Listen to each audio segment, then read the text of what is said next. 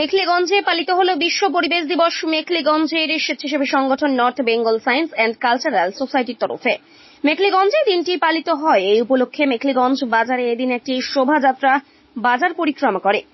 এরপর স্থানীয় মানুষদের হাতে চারা গাছ উপহার তুলে দেন North Bengal science and cultural সোসাইটির সদস্যরা।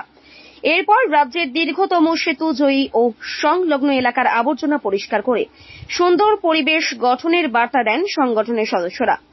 এদিন কর্মসূচিতে উপস্থিত ছিলেন সংগঠনের কর্ণধার দিব্যায়ন সরকার, সংগঠনের সদস্য আজমা হোসেন, ঐতিক রায়, মানস সরকার, মৈনাক সরকার, সুভাষিস ধর, শুভলীল ভৌমিক সহ অন্যান্যরা। এই বিষয়ে কি বলেন সংগঠনের কর্ণধার দিব্যায়ন সরকার, আসুন শুনে নেওয়া যাক।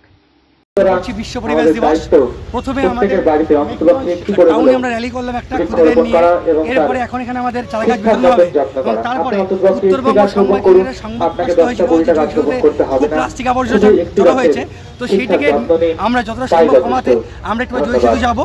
জয়সূতে গিয়ে আমরা পরিষ্কার করব।